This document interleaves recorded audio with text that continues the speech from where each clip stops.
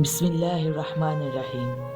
السلام علیکم دیگر ناظرین۔ نبی کریم صلی اللہ علیہ وآلہ وسلم نے جب معاذ رضی اللہ عنہ کو یمن کا حاکم بنا کر بھیجا تو فرمایا کہ تم انہیں اس کلمہ کی گواہی کی دعوت دینا کہ اللہ کے سوا کوئی معبود نہیں، اور یہ کہ میں اللہ کا رسول ہوں۔ اگر وہ لوگ یہ بات مان لیں تو پھر انہیں بتانا کہ اللہ تعالیٰ نے ان پر روزانہ 5 وقت کی نمازیں فرض کی ہے۔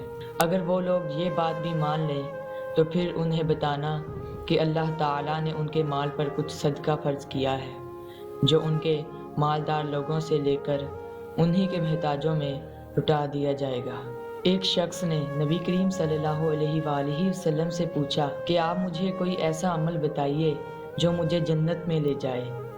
اس پر لوگوں نے کہا کہ آخر یہ کیا چاہتا ہے، لیکن نبی کریم صلی اللہ علیہ وآلہ وسلم نے فرمایا کہ یہ تو بہت اہم ضرورت ہے۔ تو آپ نے کہا کہ سنو، اللہ کی عبادت کرو اور اس کا کوئی شریک نہ ٹھہراؤ، نماز قائم کرو، زکوٰۃ دو اور صلہ رحمی کرو۔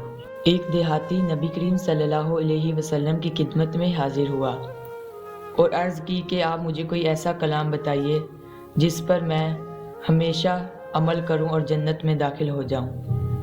تو آپ صلی اللہ علیہ وآلہ وسلم نے فرمایا کہ اللہ کی عبادت کر، اس کا کسی کو شریک نہ ٹھہرا، فرض نماز قائم کر، فرض زکوٰۃ دے اور رمضان کے روزے رکھ۔ دیہاتی نے کہا، اس ذات کی قسم جس کے ہاتھ میں میری جان ہے، ان عملوں پر میں کوئی زیادتی نہیں کروں گا۔ جب وہ پیٹھ موڑ کر جانے لگا تو نبی کریم صلی اللہ علیہ وسلم نے فرمایا کہ اگر کوئی ایسے شخص کو دیکھنا چاہے جو جنت والوں میں سے ہے تو وہ اس شخص کو دیکھ لے۔